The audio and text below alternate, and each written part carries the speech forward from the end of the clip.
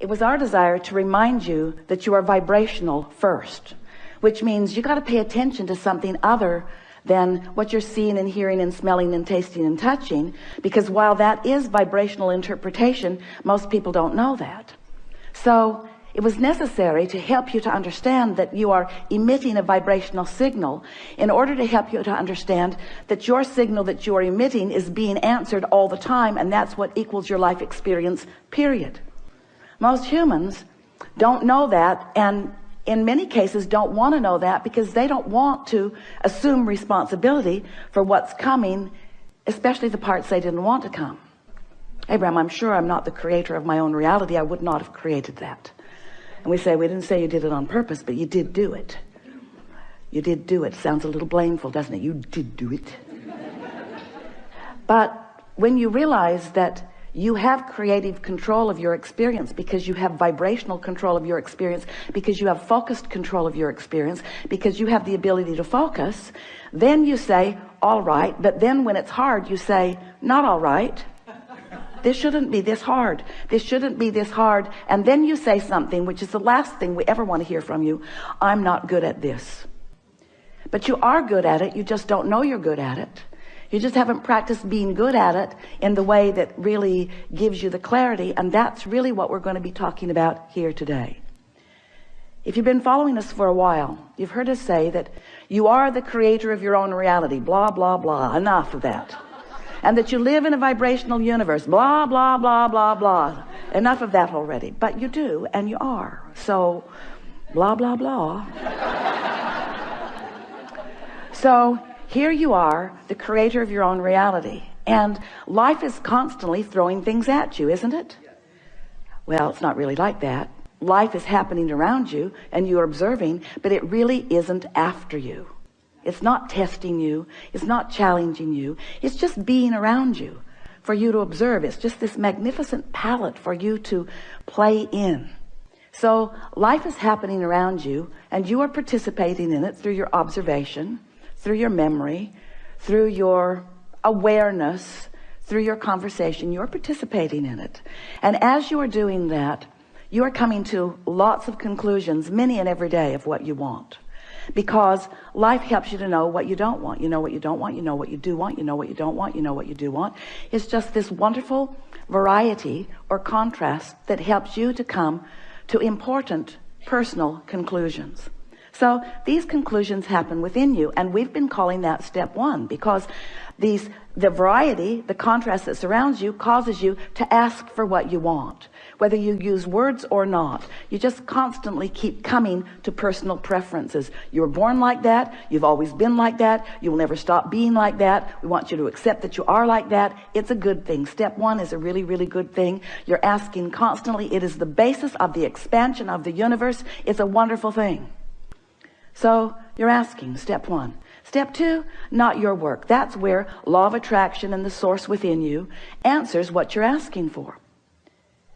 When you emit a signal, the signal is answered. So ask, answer, ask, answer, ask, answer. But your discomfort is that there often appears to you to be quite a time gap between your asking and the universe answering. But there is not a time gap between the answer. There's just a time gap between you getting up to speed with the answer.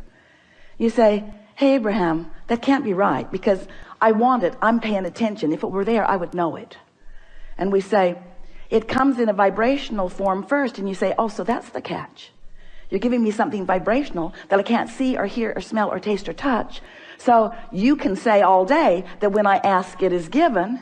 Write a book about it if you want, Abraham.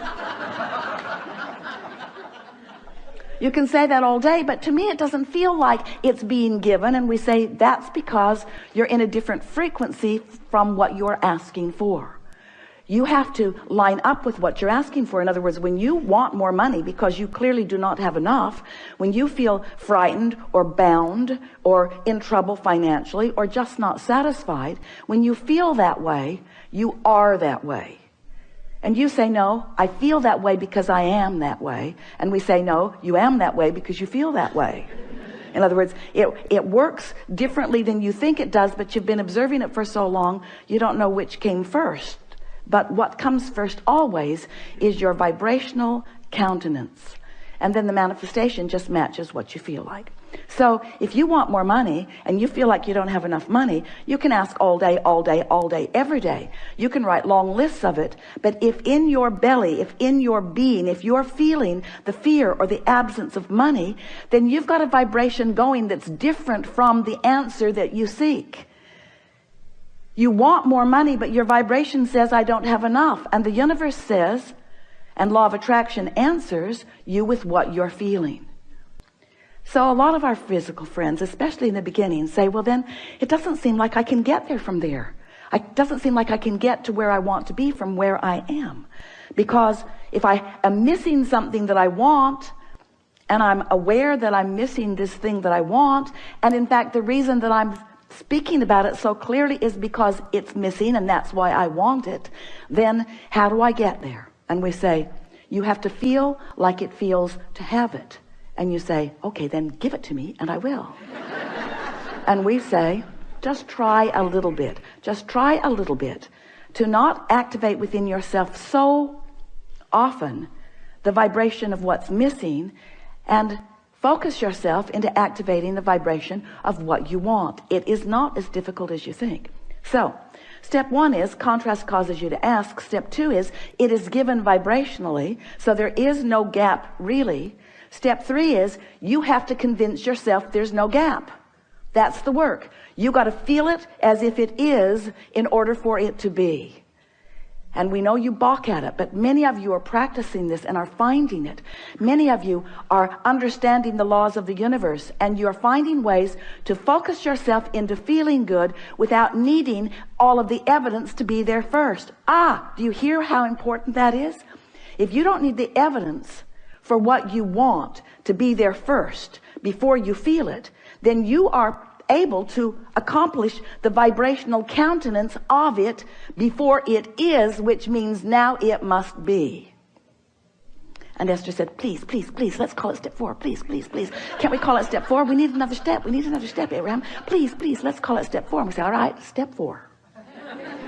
So you ask, step 1. Source answers, step 2. You allow it, step 3. But now we've been talking to you for a while. You've been keeping up with us pretty good. And we're saying to you that if you don't try so hard, if you just accept that you are naturally good feeling beings, and when you wake up in the morning, before you start thinking about the things that you've got to do that you don't want to do, before you start remembering the injustices of yesterday or 10 years ago, before you remember that you're going to that place today to work that you really don't want to be, before your kids get up, before any of those things happen that challenge your sense of well-being, if you can get hold of that sense of well-being and just sustain it for a little bit with really general thoughts, because if you get specific, it usually doesn't work as well. Get into an attitude of appreciation and milk it for just a little bit. Law of attraction will help you out, because law of attraction says that that which is likened to itself is drawn, and law of attraction will give you, it's not really giving it to you, it's just the way it is. It's like gravity doesn't give you attachment to the planet. It just is.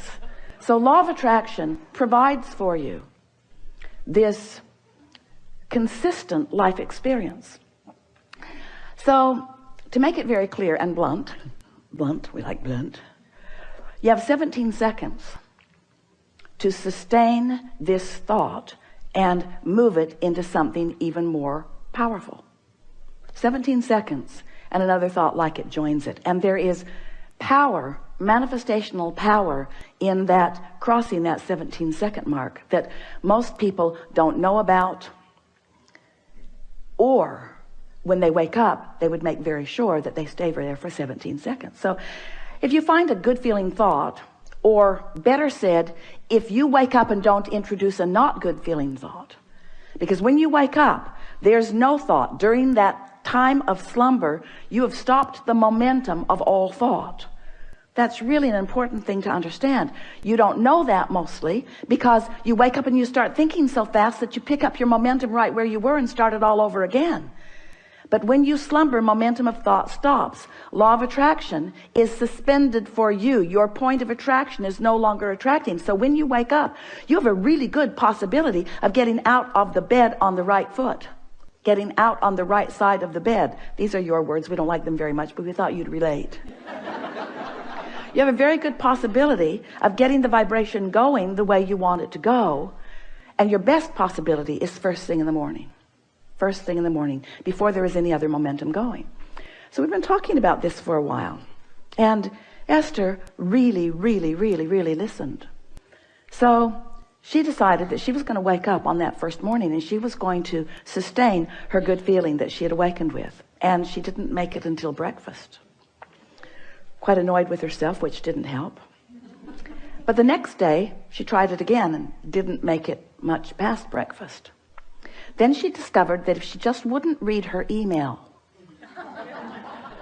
it would help. So her dominant intent became to sustain this feeling of well-being as long as I can. Just sustain it. And what she began noticing about the second week and third week and fourth week of doing that was that not only was it easy to find and maintain that frequency of feeling good, but there were all kinds of other benefits that began coming to her that these words won't give to you. You have to do it and find it yourself, because words don't teach. So we're just explaining to you what Esther experienced. She found a new clarity that was not within her before. She found a sort of stable ride. She remembered Jerry's story of shock absorbers. He used to tell a story about he got a new car. He was test driving it. It was a beautiful Cadillac and it was in San Diego. And the salesperson took him down a road that Jerry thought no nice car should ever be on. And he was amazed at the ride that that car gave him, even on a very bumpy road, because the suspension system, the shock absorbers were such that even though there were bumps in the road, he did not feel them in that car. And he used that analogy always, and it's the same analogy that we're offering to you here. When you find vibrational alignment with who you really are, and you sustain it for a period of time, what happens is you get shock absorbers. So even though the same sort of things may be happening around you, you might even see some of them, although law of attraction makes it less and less likely that you're going to participate on any personal level with anything unwanted once you begin sustaining this vibration of well-being. But the whole point of all of this, we don't want you to become so vibrationally snobbish. Esther says, I'm a vibrational snob. I like clarity and I will not accept confusion. But when you care about how you feel and you practice it until you're in this place where you are sustaining it more consistently, then you don't feel like you felt before. You know how when you first start knowing that you are the creator of your own reality, and you get feeling pretty good, and then someone says something that takes you away from your good feeling, and you think to yourself, I'm never talking to you again. I'm going to avoid you. You are a downer. But then you find yourself in a sort of state of avoidance everywhere. You can't watch television. You can't really go out in the world. You have to give your children away. You just can't barricade yourself into enough solitude to really maintain the vibration, and you give up so much by trying to do that. The benefit of alignment shouldn't have to pay the price of being a hermit. You should be able to practice your alignment until you're so good at it that you can go anywhere, be anywhere with anyone, and maintain your vibration. And let's call that step 4. Because Esther wants to.